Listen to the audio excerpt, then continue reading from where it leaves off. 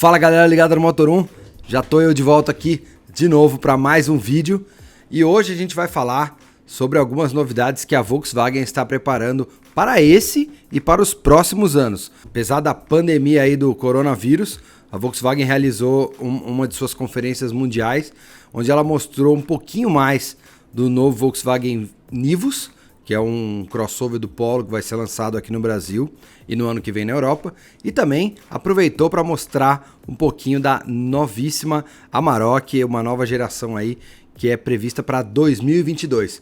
Mas antes de contar essa história, você já sabe, né? Eu vou pedir para você deixar aquele like maneiro, se inscrever no canal e também, é claro, ativar as notificações para receber sempre as notícias mais fresquinhas aqui diretamente da redação do Motor 1 aí na sua casa agora.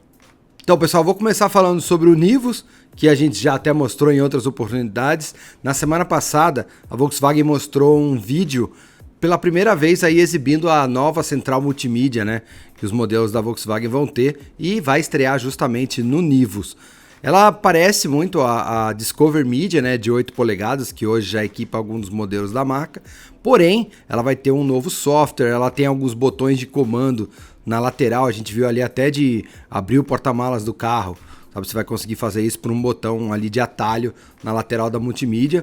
E também prometem que ela vai ser mais intuitiva para uso, enfim. Foi desenvolvida aqui no Brasil e provavelmente também vai ser levada lá para fora junto com o próprio Nivus. E o Nivus foi um destaque dessa apresentação que a Volkswagen fez aí para a Volkswagen Global, né? Mostrou os produtos que ela está para lançar e o Nivus foi um dos que mais chamou a atenção porque é um projeto brasileiro que ganhou destaque lá fora. Então, a primeira vez que a Volkswagen do Brasil apresentou esse projeto numa reunião global, a Europa se interessou e aí acabou definindo-se então pela produção do carro também na Espanha. Mas o lançamento vai ser prioridade nossa. Ia ser agora em maio, e a gente não sabe exatamente se foi pelo coronavírus ou não. O presidente da Volkswagen para a América do Sul, né, o Pablo Dissy, já adiantou aí que o modelo vai ficar para o começo do segundo semestre. Então a gente não sabe aí se foi alguma coisa de produção ou alguma coisa relacionada à pandemia do coronavírus, enfim. Mas o fato é que o carro ficou um pouquinho para depois, o que não está impedindo a Volkswagen de mostrar teasers e antecipações do carro, né? Então agora foi a vez da gente conhecer a dianteira. A dianteira eu particularmente achei bastante agressiva, inclusive mais do que a do T-Cross, né? Ele parece um modelo bem esportivo mesmo, tem um desenho da grade se incorporando perfeitamente aos faróis, o que é uma coisa que tem acontecido nos últimos, né, nos Volkswagen mais recentes, mas eu achei um pouquinho mais agressivo. Então a imagem, inclusive, lembra até o que a gente viu essa semana do Touareg, que é o próximo SUV que a Volks prepara aí para brigar com o Compass, e ela já tinha falado que a versão brasileira, ou melhor, a versão sul-americana dele, ia ter um visual diferente do chinês. E nessa semana foi flagrado um modelo sem camuflagem lá no México, que indica uma frente muito parecida com essa que a gente está vendo no Nivus agora. Apesar de que no Nivus tem a parte do farol de neblina ali, eles fizeram um nicho bastante grande em volta, é para deixar com um visual esportivo mesmo. E combina com o restante do carro, que a gente já consegue ver, porque é uma foto de 3/4, né? Apesar de estar um pouco embaçada a imagem, propositalmente, né, que a Volkswagen deixou, você consegue já observar bem aquela linha do teto curva, que é diferente do Polo, por exemplo, que vem uma linha reta. O Nivus já faz aquela curva assim, principalmente na parte descendente, da parte que passa da metade do carro, né? Começa a descer ali a coluna para fechar com a tampa do porta-malas. Em compensação, a lateral, a parte de baixo da lateral lembra bastante o Polo, inclusive o entre-eixos vai ser o mesmo, de 2,56 m. Então o espaço interno deve ser próximo ao Polo, pelo menos para as pernas. Pode ser um pouco melhor para a cabeça por ele ser um carro mais alto, né? Então, o que mais que a gente conseguiu ver? Consegue se reparar na distância entre a roda e também a caixa de roda. Dá para perceber que ele deve ter basicamente a altura de suspensão do T-Cross, que é o SUV mesmo, né? O SUV do Polo seria o T-Cross e esse aí vai ficar no meio caminho entre o Polo e o T-Cross.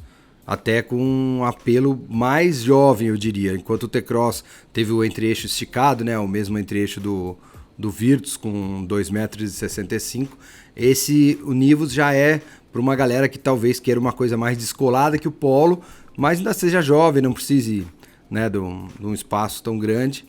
Compensação, vai ter um porta-malas maior. Uma das coisas que a Volkswagen já vem adiantando aí é que o carro vai ter um porta-malas grande, e como a tampa traseira dele é tipo hatch, né, vai abrir junto com o vidro, então deve ter uma abertura também muito grande para você colocar ali, de repente, talvez até uma bicicleta, não sei. Vamos ver quando a Volkswagen for apresentar. Mas esse lado esportivo do carro, ou para fazer esportes com o carro, também é reforçado. A gente já viu em alguns flagras que o próprio rack de teto dele é um rack funcional. Então não é só um negócio ali para ficar bonito ou para fazer graça. Você vai poder botar umas barras transversais, que possivelmente vão ser opcionais, e você vai poder usar o rack, enfim, para levar uma bike, um caiaque, enfim, para valorizar essa proposta esportiva, não no sentido só da pilotagem, mas também de usar o carro numa condição de lazer. Os motores previstos até o momento, na verdade é um só, é 1.0 TSI, que é o mesmo que já tem no Polo e também no T-Cross. Deve ter uma versão também manual, assim como tem o T-Cross, com 6 marchas. E também a automática, com 6 posições também, e a opção de borboletas no volante. Ainda para fechar a parte visual, uma coisa que deu para perceber também é a quininha da lanterna, né? Como o carro está de 3/4, a gente conseguiu ver uma quina muito parecida com a do T-Cross. Então, assim, até pelos flagras também que a gente já observou, ele deve ter aquela lanterna que atravessa toda a tampa traseira, né, como no T-Cross, para dar um toque aí também de exclusividade ao modelo, né? Ficar diferente dos rivais que ele ainda vai ter. Lembrando que ele vai ser o primeiro SUV compacto com um desenho, vamos dizer assim, coupé, né? Eles chamam de SUV coupé, mas na verdade ele é quase um Polo meio off-road com design redondo na parte superior. É um tipo de design que nasceu com o BMW X6 lá atrás e vem ganhando aí a cada dia mais adeptos pelo mundo. Agora, mudando de assunto, vamos falar sobre a nova Amarok, que vai ser derivada do projeto Ciclone. A produção dela deve ser feita na Argentina, né? A Argentina é um dos países aí que disputa a produção do modelo, porque hoje já é feita lá na Argentina não só a Amarok, como também a Ranger, só que em fábricas separadas, né? Então a ideia agora, a Ford e a Volkswagen se juntaram para fazer o projeto de uma picape só, mas na verdade elas vão ser bastante diferentes. Elas vão ter a mesma base, mas cada uma vai cuidar da sua picape, vai fazer o visual, vai fazer alterações mecânicas, o motor mesmo deve ser diferente, transmissão pode ser a mesma, mas com inputs de cada marca. Assim, por exemplo, eu vou citar o Mustang e o Camaro hoje tem o mesmo câmbio automático de 10 marchas, mas você dirige os carros, você vê que cada um tem um tempero diferente. Um tem um tempero da Ford, o outro tem um tempero da Chevrolet. Então é mais ou menos isso que a Volks e a Ford vão fazer agora com as suas futuras picapes. E a Volkswagen resolveu mostrar um pouco mais dessa Amarok, já mostrou um desenho, é um desenho, né, da frente, ainda não é o carro definitivo, mas um desenho da dianteira, seguindo essa nova linguagem que a marca vem mostrando nos últimos lançamentos. É uma dianteira bastante agressiva, uns faróis mais finos que os da Amarok de hoje. A grade também bastante grande, também com esse desenho, ela inclui o farol e depois abre assim na parte central da dianteira. Um design bem agressivo e completamente diferente do que a gente tinha visto das imagens vazadas da próxima Ranger. Que aí a Ranger já arruma um pouco mais para F-150, né? Aquele estilão americano, mais robusta, né? Enquanto a Amarok tende a ser uma coisa um pouco mais esportiva. Dá para entender que a Amarok aí vai continuar sendo uma picape, vamos dizer assim, mais para viagens no asfalto e tal, apesar dela ter uma boa capacidade off-road, enquanto a Ranger ainda tem um apelo um pouco mais trilheiro, vamos dizer assim, mais próximo de uma Hilux e tal. Então isso já parece ficar bem claro nessas primeiras imagens que a gente teve acesso, né? A Ranger, ela acabou vazando lá na Austrália, que é um dos principais mercados onde ela vai atuar, e a Volkswagen resolveu mostrar por conta própria aí a dianteira da Amarok. De qualquer forma, esse projeto é esperado apenas para 2022, Lembrando que antes disso a Volkswagen tem uma outra picape para lançar, que é a Tarok, que também não está definido que vai ter esse nome ainda no projeto final. Ela foi apresentada aí no Salão do Automóvel de 2018 e encantou o público, né? É uma concorrente aí para a Fiat Toro, inclusive com uma sacada bem legal da caçamba, né? Ela pode... A cabine conversa com a caçamba, você pode abrir ali aquela parte traseira para você poder levar objetos mais longos. Vamos ver se isso vai ficar no carro final. Mas pelo que a gente soube até agora, esse carro ele ainda precisa de uma aprovação de investimento para ele poder, então, começar a ganhar corpo, né? O projeto realmente se tornar realidade, o que deve adiar aí o seu lançamento para, no mínimo, 2021, quem sabe 2022. Então é capaz até de chegar próximo aí da nova Amarok.